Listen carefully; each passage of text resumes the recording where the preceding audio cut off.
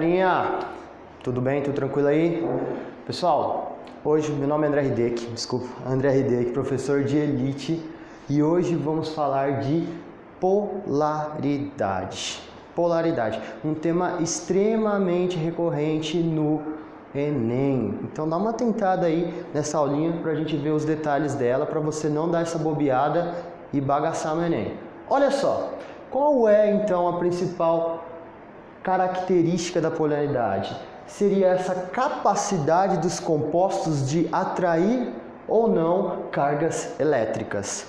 Portanto, se um composto é polar, ele consegue atrair carga elétrica. Caso ele seja apolar, não consegue. Esse daí é o primeiro conceitinho envolvido no esquema. Então temos duas moléculas aqui mostradas. Uma é o HCl e o outro é o gás bromo, Br2. Eu quero que vocês atentem o seguinte: se você tem o hidrogênio e o cloro, eles têm uma propriedade diferente chamada de eletronegatividade. Eles têm eletronegatividade diferentes um do outro.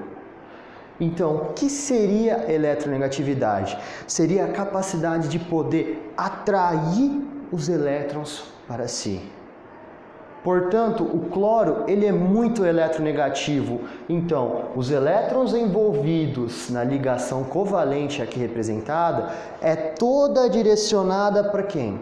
O cloro, por ele ter uma alta eletronegatividade, gerando assim então uma carga negativa. Logo, a setinha tem que ser apontada sempre para o elemento mais eletronegativo. Se ele fica muito negativo, o hidrogênio, obviamente, ficará com carga positiva. Logo, o momento dipolar aqui representado é diferente de zero, caracterizando assim uma molécula polar. Já no caso do Br2, temos polaridades, temos o que? Eletronegatividades semelhantes. E aí o que acontece? Imagina um cabo de guerra, um puxando de um lado e o outro puxando o outro, com a mesma força, com a mesma intensidade. Temos um momento dipolar igual a zero. Não temos polos, portanto essa molécula é uma molécula apolar. Ok? Série eletronegativa está aqui representado então. Percebemos que hidrogênio é um dos elementos menos eletronegativo, enquanto que o cloro é um dos mais eletronegativo. Professor, preciso decorar essa série eletronegativa? Olha, vestibulando, isso é importante você lembrar. Para poder lembrar e ficar mais tranquilo, vai uma frasezinha para você ficar com um macete. Olha só. Fui ontem no clube, briguei e saí correndo para o hospital. Apesar de a gente não ser de briga, mas é importante aqui o efeito só para você poder lembrar. Fechou? Então fique atento na série eletronegativa. Olha o flúor, um dos elementos mais eletronegativos. Ok? Continuando então o assunto, ali a gente acabou vendo uma aula para compostos bimoleculares, ou seja, compostos biatômicos que tem um átomo e outro átomo. E quando esses compostos são maiores? Igual o caso do composto muito importante que é o metano, que está intimamente ligado com o quê? O efeito estufa. O Enem gosta de trazer essas interdisciplinaridades, de trazer esses conceitos todos misturados para poder responder as questões. Então fica ligado.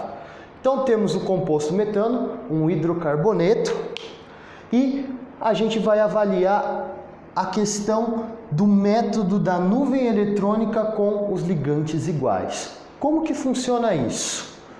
Você vai fazer então uma separação de nuvem eletrônica e de ligantes.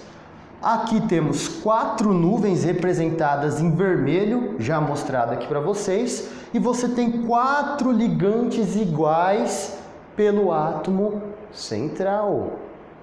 Ora, se o número de nuvens for igual ao número de ligantes, a gente pode afirmar que essa molécula é apolar, ok? Ela é apolar. Olha o exemplo aqui de baixo. Você tem então a molécula de amônia. muito famosa também, molécula de amônia. E aí, percebemos que temos 4 nuvens eletrônicas.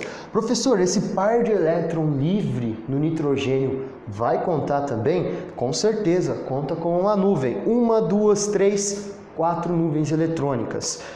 No entanto, temos o quê? 3 ligantes iguais apenas. Se esse número de nuvens é diferente dos números de ligantes iguais, podemos afirmar que essa molécula é polar, ok?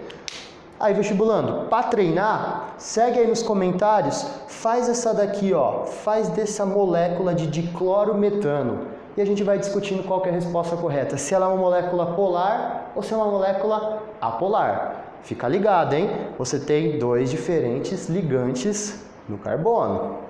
Então, espera suas respostas. Continuando a aula. Por quê? Qual a importância de saber se esse composto é polar ou apolar? Existe uma regrinha, vestibulando, muito específica, que é a regrinha do semelhante dissolver o próprio semelhante. Ou seja, compostos polares dissolvem compostos polares e os apolares, os próprios apolares. Vamos exemplificar um exemplo de compostos polares. Se eu colocar e misturar água, que é polar, com álcool, você vai conseguir dissolver, solubilizar tranquilamente os dois, formando apenas uma fase, caracterizando um sistema homogêneo, ok? Já uma molécula polar, um composto apolar, óleo, se você misturar óleo com gasolina, são 2 compostos apolares. Aí eu pergunto para você, água com graxa, ela vai conseguir dissolver uma da outra? Se você ajudou seu pai já algumas vezes a arrumar o carro, com certeza você já sujou a mão de graxa. E aí você vai lá no seu tanque ou na pia e tenta lavar as mãos da graxa com água. Vestibulando, ela sai? Ela não sai, é um inferno para sair. O que acontece? Se você vai numa oficina mecânica, o cheiro de gasolina é presente no estabelecimento. Já reparou nisso? Por quê? Como os mecânicos trabalham muito com essa parte de engrenagem que contém muita graxa, eles lavam as mãos com gasolina, que são compostos apolares. Lavando a mão com gasolina, ele tira a graxa tranquilamente e consegue continuar o seu trabalho. Ok? Uma última dica, diquinha Enem, ó, fica atento. Quanto você tem uma maior quantidade de OH presente na molécula, ela vai se tornando cada vez uma molécula polar.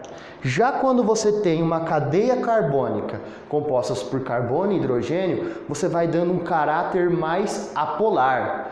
Você pode encontrar tanto essa característica de ser polar como um nome também chamado de hidrofílico. Enquanto que o de baixo você pode encontrar como lipofílico. Quanto mais hidrofílico, mais polar. Quanto mais lipofílico, mais apolar. Ok? Vestibulando, espero vocês então na próxima aula. Fica ligadinho e até breve.